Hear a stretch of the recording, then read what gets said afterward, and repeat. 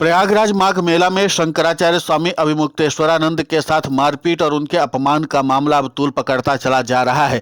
लगातार ब्राह्मणों के अपमान का आरोप लगा करके अब इस मामले पर सरकारी अधिकारी भी अपने पद से इस्तीफा दे रहे हैं। ताजा मामला बरेली से सामने आया है, जहां पर बरेली के सिटी मजिस्ट्रेट अलंकार अग्निहोत्री ने अपने पद से इस्तीफा दे दिया है और इसी के साथ राज्य की योगी आदित्यनाथ सरकार पर गंभीर आरोप लगाते हुए ब्राह्मणों का अपमान करने का भी आरोप लगाया है।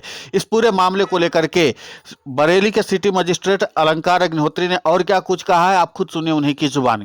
विभिन्न समय पर जो ब्राह्मणों के साथ जो घटनाएं हुई हैं, खासकर आप देखेंगे कि जेल में वित्तीय जेलों द्वारा पीट कर ब्राह्मण की हत्या कर दी जाती है। थाने में एक कार्यकर्ता विकलांग उसकी पीट कर हत्या कर दी जाती है। खुशी यादव का भी प्रकरण आप ले लें, जिसमें एक ब्राह्मण कन्या थी, किसी से 3 दिन पहले शादी हुई थी और उसको इस तरीके से अपराधी घोषित करके उस पर इतना अत्याचार किया गया। हाल ही में आप देखेंगे जो माघ मेला था, मौनी अमावस्या के दिन जो हमारे ज्योतिर्मठ के शंकराचार्य अभिमुक्तेश्वरानंद जी महाराज थे, उनके शिष्यों के साथ बूढ़े जो सन्यासियों के साथ कैसे हाथों से, जूतों से, दांतों से पीट कर पीटा गया। बटों जो ब्राह्मण है उसकी शिखा, जो ब्राह्मण समाज की सांस्कृतिक प्रतीक है, उसको आप सोचिए घसीट के मारा जा रहा है। क्या आप किसी अन्य धर्म या जाति के सांस्कृतिक प्रतीक पर ऐसा हमला कर सकते हैं? नहीं कर सकते। दूसरा जो प्रकरण है, यूजीसी का जो रेगुलेशन है 2026 का, जो 13 जनवरी को जो गजट रिलीज हुआ है, उसमें सामान्य वर्ग के अभ्यर्थी जो या विद्यार्थी जो यूनिवर्सिटी में पढ़ेंगे उनको स्वघोषित अपराधी मान लिया गया।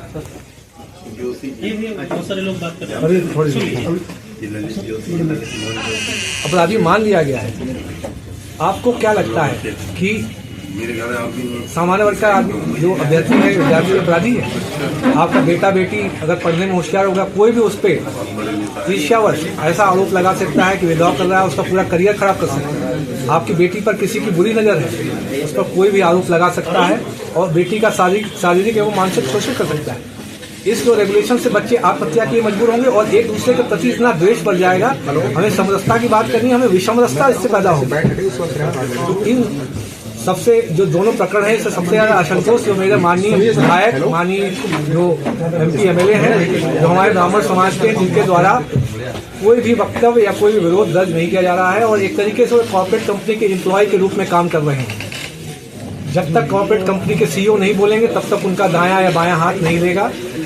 अभी भी उनसे आह्वान है, यदि वो चाहते हैं कि समाज के साथ खड़े होना, अभी मेरा उनसे आह्वान है, थोड़ी सी रीढ़ शर्म हया बची हो तो अपने समाज के साथ खड़े हो और अपना त्यागपत्र देके, यदि आपसे जमात नहीं खुल पा रही है तो आप त्यागपत्र देके समाज के साथ खड़े हो जाए। अगला स्टेप क्या रहेगा आपका?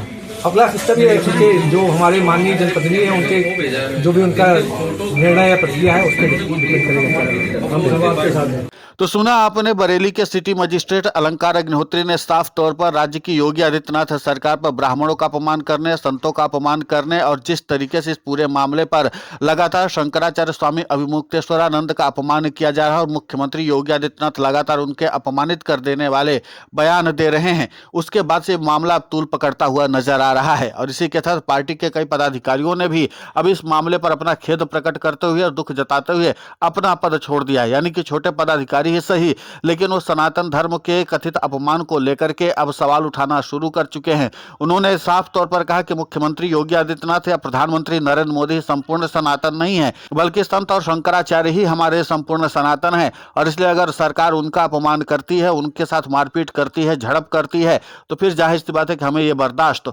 नहीं है। अब जाहिर सी बात है कि इस पूरे मामले पर समूचे देश में रोष व्याप्त है और लगातार उन शंकराचार्य के समर्थन में अब लोग अपना इस्तीफा भी सौंप रहे हैं। फिलहाल इस पूरे मामले पर आपकी प्रतिक्रिया बहुत महत्वपूर्ण होती है, आप हमें कमेंट करके जरूर बताएं। साथ ही हमारे चैनल को सब्सक्राइब करें, खबर को ज्यादा से ज्यादा शेयर करें।